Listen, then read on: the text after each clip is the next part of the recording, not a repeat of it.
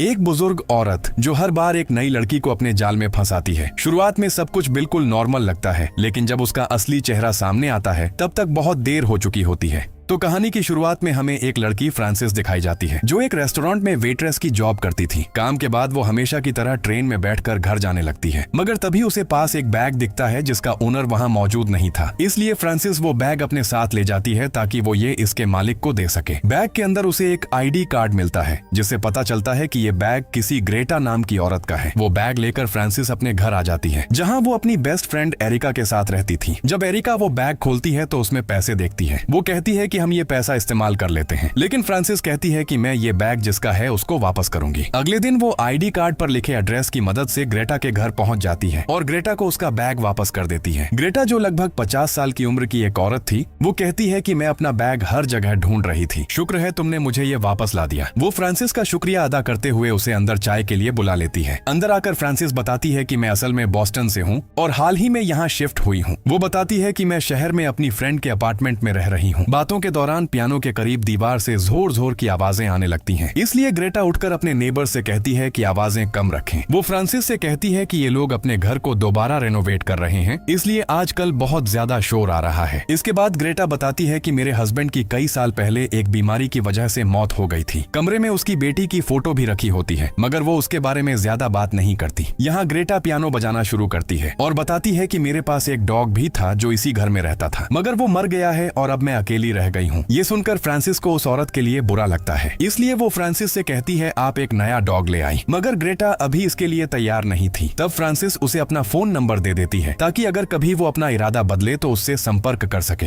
इसके बाद जब फ्रांसिस घर पर होती है तो उसे ग्रेटा की कॉल आती है। वो कहती है कि मैंने अपना फैसला बदल लिया है और अब मैं नया डॉग लेना चाहती हूँ। फ्रांसिस ग्रेटा से कहती है कि हम कल चलेंगे। अगले दिन वो दोनों एक डॉग पाउंड को विजिट करती हैं। यहाँ सब डॉग्स को जान से मार दिया जाता है अगर उन्हें 5 दिन के अंदर कोई गोद न ले। ग्रेटा पूछती है कि क्या यहाँ कोई डॉग है जिसका आज आखिरी दिन है, तो ओनर उसे एक प्यारे से डॉग की तरफ ले जाता है। ग्रेटा को वो डॉग फौरन पसंद आ जाता है और वो उसे गोद ले लेती है, जिसके बाद वो दोनों एक पार्क में घूमने जाती हैं, जहां फ्रांसिस फोन से ग्रेटा की पिक्चर्स खींचती है। ग्रेटा उससे कहती है कि मुझे ये मोबाइल फोन्स इस्तेमाल करना नहीं आते। तब फ्रांसिस उसे सिखाती है कि वो ये पिक्चर्स दूसरों को कैसे भेज सकती है। इसी दौरान फ्रांसिस बताती है कि मेरी मॉम की 1 साल पहले डेथ हो गई थी। ये बताते हुए वो इमोशनल हो जाती है। ग्रेटा उसे तसल्ली देती है। उसी रात जब ग्रेटा अपने घर में होती है तो हमें पता चलता है कि ग्रेटा ने फ्रांसिस से झूठ बोला था, क्योंकि उसे मोबाइल क्या लैपटॉप भी चलाना आता था और वो फ्रांसिस के सोशल मीडिया अकाउंट को देख रही थी। कुछ दिनों बाद वो दोनों एक बार फिर से मिलती हैं। जब वो घर वापस जा रही होती हैं तो ग्रेटा को अपनी बेटी से कॉल पर बात करते हुए दिखाया जाता है। कॉल खत्म होने के बाद फ्रांसिस उसकी बेटी के बारे में पूछती है, जिस पर ग्रेटा बताती है कि वो पेरिस में पढ़ रही है। इसके बाद वो दोनों ग्रेटा के घर जाते हैं, जहाँ ग्रेटा पियानो बजाना शुरू कर देती है। ग्रेटा एक बार फिर इमोशनल हो जाती है और कहती है कि सब मुझे छोड़ जाते हैं, लेकिन फ्रांसिस, जिसे अब उस बड़ी उम्र की औरत से लगाव हो गया था, वो कहती है कि मैं हमेशा आपके साथ रहूंगी। असल में फ्रांसिस को उसके अंदर अपनी माँ नजर आ रही थी। कुछ दिन बाद एरिका एक पार्टी के लिए तैयारी कर रही होती है। वो फ्रांसिस को भी अपने साथ चलने को बोलती है, लेकिन फ्रांसिस उससे कहती है कि मैं पहले ही ग्रेटा से मिलने का वादा कर चुकी हूँ। इस बात से एरिका को गुस्सा आता है और उसे ये फ्रांसिस का एक बूढ़ी औरत के साथ यूं घूमना फिरना काफी अजीब लगता है। वो फ्रांसिस से कहती है कि तुम सिर्फ इसलिए उस बूढ़ी औरत से दोस्ती कर रही हो क्योंकि तुम्हारी मॉम पिछले साल मर गई थी और अब तुम उस औरत को अपनी मॉम की जगह समझने लगी हो। लेकिन फ्रांसिस उसकी बातों को इग्नोर करके वहाँ से चली जाती है, जिसके बाद वो सीधा ग्रेटा के घर जाती है, जहाँ वो दोनों मिलकर खाने की तैयारी शुरू करती हैं। जब सब कुछ तैयार हो जाता है तो वो टेबल लगाने लगती हैं, लेकिन जब फ्रांसिस कैबिनेट से कैंडल्स लेने जाती है तो वो गलत ड्रॉर खोल लेती है, जहाँ उसे कई सारे बैग्स दिखते हैं जो बिल्कुल वैसे ही थे जैसा उसे ट्रेन में मिला था। इससे भी हैरानी की बात ये थी कि वहाँ हर बैग पर उन लोगों के नाम लिखे होते हैं जिन्होंने ग्रेटा को बैग वापस किया था। उनमें एक लड़की का नाम समांथा था और वहीं फ्रांसिस को अपना नाम भी नजर आता है। ये देखकर वो काफी शॉक्ड हो जाती है। वो फौरन कैंडल्स उठाती है और जाहिर करती है जैसे उसने कुछ नहीं देखा, लेकिन खाने के दौरान फ्रांसिस काफी खामोश थी, इसलिए ग्रेटा उससे पूछती है कि क्या हुआ है, जिस पर फ्रांसिस कहती है कि मैं ठीक महसूस नहीं कर रही। ग्रेटा उससे कहती है कि तुम यहीं पर आराम कर सकती हो, मगर फ्रांसिस कहती है कि मैं घर जाना चाहती हूँ। ये कहकर वो फौरन दरवाजे की तरफ भागती है और बाहर निकल जाती है। घर आकर फ्रांसिस सारी बात एरिका को बताती है। वो समझ जाती है कि ग्रेटा जानबूझकर अपने बैग्स को ट्रेन में छोड़ जाती है ताकि कोई ना कोई उसे वापस करने आएगा, मगर उन्हें समझ नहीं आता कि आखिर वो ऐसा क्यों करती है। इसलिए फ्रांसिस फैसला करती है कि अब ग्रेटा से दूर रहेंगी। अगले दिन जब फ्रांसिस काम पर होती है तो उसे ग्रेटा के बहुत सारे मैसेजेस और मिस्ड कॉल्स मिलती हैं। तब एरिका उसे कॉल करके बताती है ग्रेटा घर के लैंडलाइन नंबर पर लगभग 80 बार कॉल कर चुकी है। तभी अचानक मैनेजर फ्रांसिस को बताता है कि कोई तुमसे मिलने आया है। वो कोई और नहीं बल्कि ग्रेटा थी। फ्रांसिस अपने मैनेजर से रिक्वेस्ट करती है कि ग्रेटा को वापस भेज दो, लेकिन मैनेजर कहता है कि वो तुमसे मिले बिना यहाँ से नहीं जाएगी। इसलिए फ्रांसिस हिम्मत जमा करती है और उस पागल औरत का सामना करती है। आज भी ग्रेटा हमेशा की तरह उससे मीठे लहजे में बात करने की कोशिश करती है, लेकिन फ्रांसिस सीधी बात पर आती है और उससे कहती है कि मुझे दराज में कई सारे एक जैसे बैग्स मिले हैं और उनमें से एक पर मेरा नाम भी लिखा था। ये सब सुनकर ग्रेटा अपनी सफाई देने की कोशिश करती है, लेकिन फ्रांसिस कुछ नहीं सुनती और फौरन वहाँ से चली जाती है। उस रात उसे उस पागल औरत की तरफ से लगातार मैसेजेस और कॉल्स आती रहती हैं। अगली सुबह फ्रांसिस एक वॉइस मैसेज सुनती है जिसमें ग्रेटा उससे माफी मांग रही थी और कबूल करती है कि उसने जो कुछ किया वो गलत था, लेकिन वो ये भी कहती है कि मैंने ये सब कुछ अकेलेपन की वजह से किया क्योंकि मेरा शौहर मर चुका है और मेरी बेटी भी अब मेरे पास नहीं है। काम के दौरान जब फ्रांसिस एक कस्टमर को ड्रिंक सर्व करने ही वाली होती है तब वो अचानक सड़क के किनारे ग्रेटा को खड़ा देखती है, जिससे वो काफी घबरा जाती है और उससे ग्लास नीचे गिर के टूट जाता है। वो पागल औरत रात होने तक वहीं खड़ी रहती है, जिस पर फ्रांसिस पुलिस को बुला लेती है, लेकिन पुलिस ऑफिसर कहता है कि ग्रेटा ने कोई गलत काम नहीं किया और जब तक वो किसी को नुकसान न पहुंचाए वो सड़क के किनारे खड़ी हो सकती है। काम के बाद फ्रांसिस घर वापस जाने लगती है और तब तक ग्रेटा वहां से जा चुकी थी। जब फ्रांसिस ट्रेन में जाने लगती है तो वो पागल औरत पहले ही अंदर उसका इंतजार कर रही थी। ग्रेटा उससे कहती है कि मुझे माफ कर दो, मुझसे गलती हुई है, मैं सिर्फ तुमसे एक बार बात करना चाहती हूँ। मगर फ्रांसिस उससे कोई बात नहीं करना चाहती थी, इसलिए वो जल्दी से अपनी बिल्डिंग में वापस आ जाती है। लेकिन ग्रेटा यहाँ भी आ जाती है क्योंकि उसे फ्रांसिस के घर का एड्रेस मालूम था। ग्रेटा कहती है कि मैं अकेली हूँ और मुझे एक दोस्त की जरूरत है, लेकिन फ्रांसिस फिर भी उसकी बात नहीं सुनती। तब वो पागल औरत उसके बालों में च्युइंग गम थूक कर चली जाती है। इस सारी सिचुएशन से तंग आकर फ्रांसिस एरिका के साथ पुलिस स्टेशन जाती है और ग्रेटा के खिलाफ एक रिपोर्ट फाइल करने का कहती है, जिस पर ऑफिसर कहती है कि ये कोई बहुत बड़ी बात नहीं है, हम ऐसे ही कोई भी रिपोर्ट फाइल नहीं कर सकते। इसका मतलब कि फ्रांसिस के पास अब कोई और रास्ता नहीं बचता सिवाय इसके कि वो उस औरत को इग्नोर करे। लेकिन अगली सुबह उसे उस डॉग की फिक्र होने लगती है जो ग्रेटा के पास था। उसे डर था कि वो पागल औरत उसे कोई नुकसान न पहुंचा दे, इसलिए वो ग्रेटा के घर के बाहर जा पहुंचती है और एक कोने में छुप जाती है। थोड़ी ही देर बाद वो देखती है कि ग्रेटा डॉग को लेकर बाहर जा रही थी। तब वो डस्टबिन के अंदर एक रिटर्न लेटर देखती है जो ग्रेटा की बेटी को भेजा गया था। उस पर लिखे एड्रेस से पता चलता है कि उसकी बेटी पेरिस में नहीं बल्कि इसी शहर में ही रहती है। फ्रांसिस टाइम वेस्ट किए बिना ग्रेटा की बेटी को एक वॉइस मेल भेजकर उससे मिलने को कहती है। एक रात जब फ्रांसिस काम से घर वापस आती है तो एरिका घर पर नहीं होती क्योंकि एरिका किसी पार्टी पर जा चुकी थी। उसके घर पर न होने की वजह से घर काफी सुनसान लग रहा था। तभी उसे उसके डैड की कॉल आती है। यहाँ पता चलता है कि फ्रांसिस की मॉम की डेथ के बाद अपने बिजी बाप से ज्यादा नहीं बनती और इसी वजह से वो अपनी फ्रेंड एरिका के साथ रह रही है, लेकिन फिर भी उसके डैड उसका बहुत ख्याल रखते थे। इसी दौरान फ्रांसिस को ग्रेटा का एक मैसेज आता है। वो देखती है कि वो पागल औरत अब एरिका का पीछा कर रही है और उसने एरिका की एक पिक्चर भेजी थी। फ्रांसिस फौरन एरिका को कॉल करती है और उसे बताती है कि ग्रेटा तुम्हारे आसपास है, मगर एरिका को वो कहीं नजर नहीं आती। लेकिन फिर भी वो फ्रांसिस के कहने पर वहाँ से निकल जाती है। लेकिन ग्रेटा छुपते हुए उसकी तस्वीरें खींचती रहती है और लगातार फ्रांसिस को भेजती रहती है, जिससे वो और भी ज्यादा परेशान हो जाती है। एरिका उस औरत से बचने के लिए एक बस में सवार हो जाती है, लेकिन फ्रांसिस को एक और पिक्चर मिलती है जिससे पता चलता है कि वो पागल औरत भी उसी बस में मौजूद है। एरिका भी उसे देख लेती है और वो फौरन बस से उतर जाती है। वो भागते हुए सड़क पर आ जाती है जहाँ फ्रांसिस एक टैक्सी में अपनी दोस्त को लेने पहुंच जाती है। अगले दिन फ्रांसिस को ग्रेटा की बेटी की कॉल आती है, लेकिन जब वो उससे मिलने जाती है तो वहाँ ग्रेटा की बेटी की बजाय कोई अलेक्सा नाम की एक औरत उसका इंतजार कर रही थी। वो औरत बताती है कि ग्रेटा की बेटी ने 4 साल पहले सुसाइड कर ली थी और वो कभी भी पेरिस में स्टडी करने नहीं गई थी। असल में अलेक्सा ग्रेटा की बेटी की काउंसलर थी क्योंकि ग्रेटा की बेटी को ड्रग्स की बुरी लत थी। वो बताती है कि ग्रेटा एक जहनी मरीज है जो अपनी बेटी को एक बॉक्स में बंद करके रखती थी और अपनी माँ के इस अब्यूसिव बिहेवियर की वजह से ही उसने सुसाइड की थी। इसके बाद जब फ्रांसिस काम पर होती है तो उसे उसके डैड की कॉल आती है। वो बताते हैं कि एरिका ने मुझे सब कुछ बता दिया है। वो फ्रांसिस को अपना ख्याल रखने और उस औरत से दूर रहने को बोलते हैं। तभी अचानक ग्रेटा वहाँ आ जाती है क्योंकि उसने पहले से ही वहाँ एक टेबल बुक करवा रखी थी। फ्रांसिस अपने मैनेजर से कहती है कि उसे बाहर निकाल दो, लेकिन मैनेजर एक कस्टमर के साथ ऐसा करने से इनकार कर देता है। मजबूरन फ्रांसिस कुछ नहीं कर पाती और उस पागल औरत को सर्व करने चली जाती है। तब ग्रेटा उससे कहती है कि मैं तुमसे सिर्फ बात करना चाहती हूँ, जिस पर फ्रांसिस इनकार कर देती है और तभी ग्रेटा गुस्से में आकर उस पर हमला कर देती है। इस सिचुएशन को काबू में करने के लिए रेस्टोरेंट के एम्प्लॉइज आकर उसे रोकते हैं, जिसके बाद वहाँ वहाँ पुलिस पहुँचती है और ग्रेटा को अपने साथ ले जाती है, लेकिन अगली ही सुबह उसे रिहा कर दिया जाता है, जो कि बहुत अजीब बात थी। उसी वक्त एरिका को एक आइडिया आता है। वो फ्रांसिस को मशवरा देती है कि वो ग्रेटा से माफी मांगे और ये जाहिर करे कि मसला ग्रेटा नहीं बल्कि फ्रांसिस खुद है, और ये दिखाए कि इस वक्त उसे अपनी ही कुछ परेशानियां संभालनी है। जिसके बाद वो दोनों दोस्तें छुट्टियां मनाने यहाँ से चली जाएंगी, और जब तक वो वहाँ पहुँचेंगी ग्रेटा किसी और के साथ आगे बढ़ चुकी होगी। इस प्लान पर अमल करते हुए फ्रांसिस उसी चर्च में ग्रेटा के पास जाती है और उससे माफी मांगती है। वो उससे कहती है कि मैं तुम्हें इग्नोर नहीं करना चाहती थी, पर मैं बस अपनी मॉम की मौत की वजह से परेशान थी। फ्रांसिस ये भी कहती है कि मैं कुछ वक्त के लिए कहीं जा रही हूँ ताकि अपना माइंड फ्रेश कर सकूं। ग्रेटा उसकी सिचुएशन को समझती है और जाने से पहले उसे गले लगा लेती है।